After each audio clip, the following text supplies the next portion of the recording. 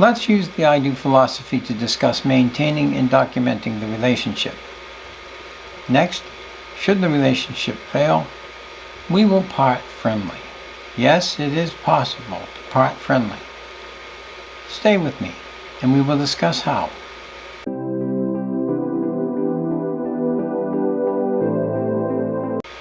Greetings, daters of all ages. I'm John F. Whitney, author of the book I Do, If It's Equitable, a philosophy for dating and marriage to avoid the potential horrors of divorce. I will be your host and your guide as we discuss the I Do philosophy.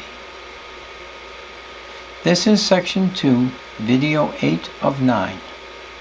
We'll maintain, we'll document, and we'll part friendly. The red square at the bottom right-hand corner of your screen is a subscribe button.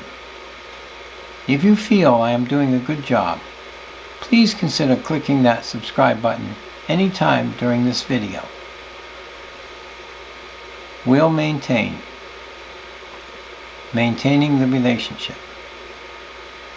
The purpose and goal: to encourage honest, open, and regular communication between partners, to assure that both partners remain in tandem as to the social, spiritual, emotional, and financial needs of the relationship. Even a cursory examination of the I Do philosophy will make one truth absolutely clear. Honest and open communication lies at its very heart. Why? Because communication is essential to any successful voyage. Consider a ship's captain charting an ocean liner from one port to another. Now imagine if a storm is on the horizon, but the crew refuses to communicate with the captain. How would the captain know where the storm is, or how the course must change in order to bring all safely to shore? Certain disaster awaits such a ship whose crew refuses to communicate and cooperate during the voyage. Dating and marriage are also voyages that will face strong winds and rough seas. Unless both persons communicate and cooperate honestly and openly, neither can warn the other of nor assist the relationship during rough seas. The I Do philosophy indeed demands open and honest communication during dating that must be continued after marriage. To that end, schedule time as or if required to discuss social and financial expectations of and from each partner. Reserve quiet time to discuss emotional and spiritual needs of the relationship. Address anticipated financial obligations over and above the usual expenses, and consider how they will be met. And for heaven's sake, be certain to schedule some time with each other to enjoy the relationship. That, after all, is the very reason for adopting the I Do philosophy in the first place. We'll document. Documentation. Purpose: to allow clear and timely proof of profit and property acquired during the relationship. To establish a means by which profit and property of the relationship is accounted for and divided. The goal: to render moot any current or future argument as to the ownership of any item acquired during the relationship. The best way to avoid arguing over any item acquired during the relationship is to document the item, its cost, and the exact amount each partner contributed to its purchase. By documenting all property in this manner, each partner is assured to retain their items, or, once sold, assured their equitable percentage of the profit from each sale. Most importantly, you defuse or erase a greedy, uncaring attorney who might convince you to fight like hell for what is yours, even if it is not yours. Remember, What's mine is mine. What's yours is yours. What is ours will be equitably divided. Profit and property division. Profit and property are divided during and after the relationship on a prorated, equitable basis. That is, any item acquired requires funds for its purchase. If only one partner provides these funds, although both might have access to or use of that item, then the partner that paid for the item owns the item. However, if both partners contribute to the purchase, then their profit in that item is prorated against the amount they contributed to its purchase. Examples might help solidify this point. A couple window shops. He falls in love with a tapestry, which would look great in his study. He cannot afford the tapestry. She agrees that the tapestry would look great in his study. She purchases it. Both will enjoy the tapestry. It will hang in his study, but she owns it as she paid for it, unless she gives it to him as a gift. In either case, the purchase should be documented. His car dies. She contributes 10% toward the purchase of a new car for him. Both have access to it. He uses it more than her. He owns 90% equity in the car. If and when it is sold, he will receive 90% of the selling price. She will receive 10% of the selling price.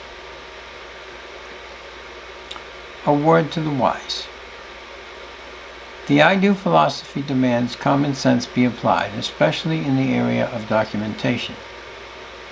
Although it is important to document items that are acquired during the relationship, only you can determine which items merit documentation. Do you document every item? Or do you only document the big-ticket items? Conversely, do you ignore birthday, Christmas, or other gifts?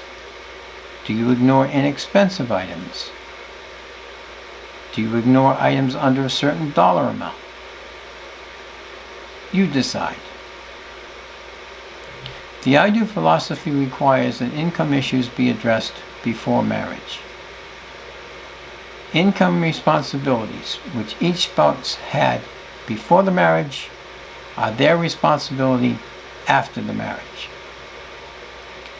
Joint expenses are shared using a prorated, equitable approach based upon the net income of each partner. For example, I earn 3 times more than you do. I contribute 3 times your amount to the joint account or joint expenses. Most important, the I-do philosophy demands that partners live within their respective means. Plan, yes. Dream, of course. But each material possession can only come in its own time, if at all. Finally, the I-do philosophy demands that prospective spouses respect the material possessions of the other. They have them. I only share them. They will keep them after I am gone. Case study number 1. Oh yeah? Or what about husband number 7? Or was it 8? Consider the ages-old question. Does he or she love me for me or for my money? Now consider Ms. Elizabeth Taylor. How much did husband number 7, or was it 8, want from her? Potential millions. Did he earn or deserve the substantial amount he demanded from her? Maybe, maybe not. I know one thing for sure. In the end, it was Ms. Taylor who had to part with her hard-earned money. How might the I-do philosophy have served Ms. Taylor? Perhaps she might have limited her losses by insisting that husband number 7, or was it 8, Except will behave item number 7. I will not expect to gain more from the relationship than I have equitably earned. She might also have adopted we believe item number 2. Neither partner will expect a lifestyle greater than one his or her own income makes possible. We believe item number 3. Upon divorce, I will forfeit any advance in lifestyle, which is the result of the other person's income. And we believe item number 1. Any material and financial gains earned by a partner prior to the relationship are exempt from the relationship. Any of these might possibly have served Ms. Taylor well. How? If he balked at accepting any of these expectations while dating, then she might have wisely decided not to make him husband number 7. Or was it 8? To her credit, and a lesson for all of us to apply, Ms. Taylor had husband number 7, or was it 8, sign a prenuptial that limited him to 20% of her earnings during marriage. That was his fair market value for managerial services he would provide during the marriage. I personally believe that it was this firm amount he would earn managing her career that the court used to make its determination. As we will discuss in a future video, prenuptial agreements are weaker than a contract. We might agree today, but disagree tomorrow. Contract law seems more binding, harder to break than prenuptial agreements. And remember, if the prenuptial does not meet certain requirements, the court will reject it. This is why the end result of all the communication, understanding, and acceptance of each partner while dating is turned into an I do marriage contract. We will discuss this in section 3. These managerial services fall right in line with will behave item number 14. I will not expect to hold a position in any business my partner has unless my experience and resume justify it. Ms. Taylor made certain that the line between personal and business assets was not crossed. The total value for these services came to $1.3 million. However, he was not satisfied with this amount and wanted more, to the tune of $80,000 per month in alimony and half of her earnings. The court rejected his pleadings. This is a true victory for Ms. Taylor, especially given that California is a community property state. Without the binding contract in her possession, which fixed his amount to 20% of the marital assets, community property law would have entitled him to 50% of all her assets. Finally, ladies, beware. So many of you demand equality. Brava. May it be so. However, true equality should mean that you pay alimony and child support to your ex-husband. You lose half of your assets in a divorce action and or maintain a lifestyle for your ex-husband that he became accustomed to. Not to fear this equality, the I do philosophy will serve and protect you as well. Case study number 2, A Time to Build. Tom is a 43-year-old carpenter. He spent most of his adult life preparing to build his dream house. This was to be a place where he would retire to enjoy his children and grandchildren. About the time Tom purchased the land for his dream house, he meets the girl of his dreams. They date during the building of the house. She contributes nothing to the building of the house beyond insisting that it have an enclosed hot tub off the patio. 11 months later, the house is finished and furnished. They are married soon thereafter. almost immediately a new son is occupying the home. Out of the blue, she files for divorce.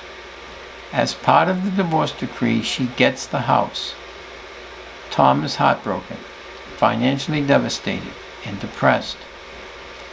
He fails to stay away from his house as ordered by the court. One evening, he sees another man skinny dipping in the hot tub with his ex-wife. Apparently, seeing another man enjoying his hot tub, his home, and his ex-wife was more than Tom could bear. He responds with violence against the man, his ex-wife's divorce attorney, and himself. How might the I Do philosophy have served Tom and protected those he hurt? We believe item number 1. Any material possessions earned prior to the relationship are exempted from the relationship, would have assured Tom that his dream house would not be lost to divorce. He might also apply or watch for the if-then correlate. If the girl of his dreams would not exempt Tom's dream house from any future divorce action, then he might have reconsidered marriage. Will behave item number 5. I will not consider my partner as a means to a financial or material end. Item number 7. I will not expect to gain more from the relationship than I have equitably earned. And item number 8. I will not leave the relationship with more than I entered unless I have equitably earned the same. Might have exposed her apparent ulterior motives for marrying Tom. Tom might also have adopted we believe item number 2. Neither partner will demand a lifestyle greater than their own income makes possible. And item number 3. Upon divorce, I will forfeit any lifestyle increase which is the result of the other person's income. Either of these would have exposed her less than honorable intentions. Finally, caring for the child need not threaten the parents or the child. That is, prorating the post-divorce expenses based upon the marriage equity is fair to all concerned. As to the house, if she wants the dream house, then she should be expected to buy out his equity in it. He built the house. He should keep it. Will part friendly, terminating the relationship. Purpose: to give the ending of the relationship the same respect and honor that existed during the relationship. The goal: to prevent one partner from causing financial harm to the other. To diminish the opportunity, all too apparent in the current divorce system, for one partner to inflict spiritual or emotional pain to the other. How? By removing the usual areas of conflict or manipulation that the current divorce system thrives off of: profit and property, children, shelter, and the joint account. Profit and property. Profit and property are divided on a pro-rated equitable basis and is determined by the equity each partner has in any item. As we discussed in the section on money, if properly documented, possession of any item should never become an issue of contention. Dividing these items should be efficient and unquestioned. Children. Each partner provides for children on a prorated, equitable basis. To minimize conflict, let the equity of each partner at the time divorce is raised serve as the prorated amount each will contribute to the children, but never less than allowed by applicable state law. For example, presume at the time divorce is broached, I earn 4 times your income. The child requires $500 a month in support. I contribute $400, you contribute $100. Perhaps some years later, college becomes an issue. Tuition is $10,000. I am obligated for $8,000. Your share is $2,000.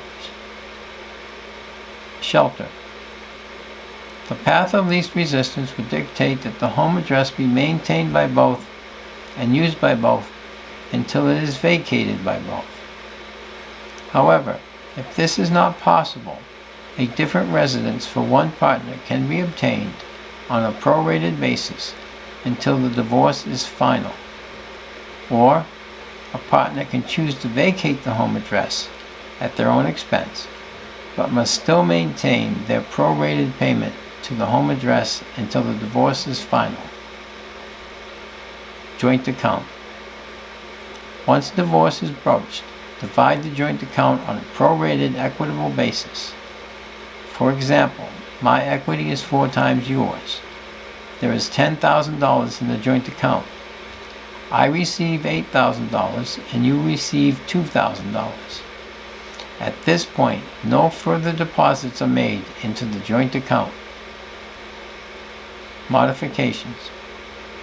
During the relationship, any modifications are possible so long as both partners concur with them. However, once the relationship is terminated, neither partner has access, right, entitlement, claim, or interest in the subsequent income and/or property of the other. This assures that once we part, we part. We are free to begin new lives with a minimum of financial baggage to deal with. I have what is mine, you have what is yours. We equitably divided what was ours. The children are equitably provided for by both of us. We can be secure in knowing what we gain from this point forward cannot and will not be lost to a spiteful ex or their greedy attorney. We part to begin new lives with all the financial matters settled equitably. This concludes our discussion on maintaining, documenting, and parting friendly of the I Do philosophy. Our next topic will be We'll Make It Binding, legal aspects of the I Do philosophy. I hope you will join me. If you learned anything of value, please consider hitting the like and share button. Leave me a comment, especially if you have a question, concern, problem, or issue we might be able to solve together. Or perhaps you can assist me in improving my presentations to you. Finally, if you feel that I am worthy of your time and effort, please consider subscribing. And don't forget to hit the bell icon so you will know when I upload a new installment of the I Do philosophy. Until next time, date wisely, date safely, and remember, I do, if it's equitable.